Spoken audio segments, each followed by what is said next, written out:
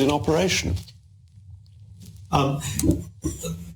That's exactly like saying that the Met Office always get it wrong if you ask them whether it will be 13 degrees centigrade or 11 degrees centigrade next week.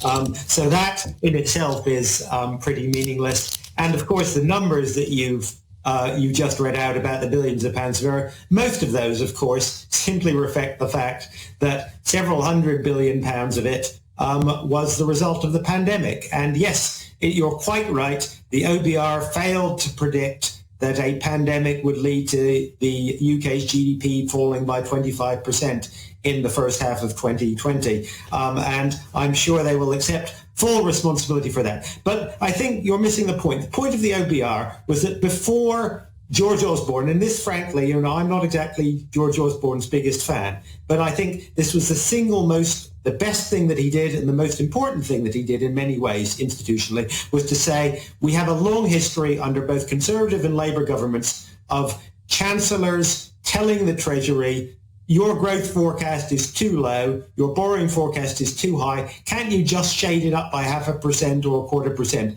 I remember that happened when I was in the Treasury working for Norman Lamont, and of course it happened under Gordon Brown. And I don't blame either Norman or Gordon for doing that, perfectly reasonable thing for a Chancellor to do. But it meant that the Treasury and the Chancellor, the political party in power, wrote, at least in part, the government's forecast. They can't do that anymore. Yes, but that's perfectly reasonable because they're accountable to the voters. Nigel Lawson told me that he did this when he cut the highest rate of tax down to 40%. He tweaked the figures and he was right.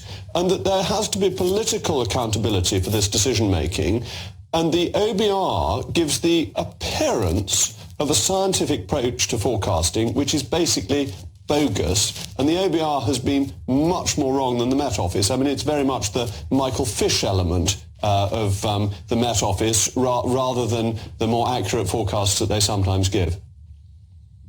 No, I mean, I don't see why you would expect a Chancellor to be, to be accountable for the forecast of whether, given the Chancellor's policies, and of course the OBR doesn't tell the Chancellor what to do. The Chancellor has complete freedom on what to do. The OBR simply says, if you do this, then growth will be 2% and inflation will be 5%, or perhaps the other way around. But that assumes, I'm sorry to interrupt, but this is a really important economic forecasting point. It assumes that there is this mechanical relationship between decisions that you can show through modelling, whereas actually modelling is never that accurate, and it's much more a matter of judgment, and the judgment is political rather than functional. You're absolutely right that modelling is not a physical science. It involves calculations, and it can be done objectively and honestly, but of course there are uncertainties and there are judgments. That is absolutely correct. So the question is, for example, the OBR has made some assumptions based on its review of the economic evidence about the impact of Brexit on UK growth.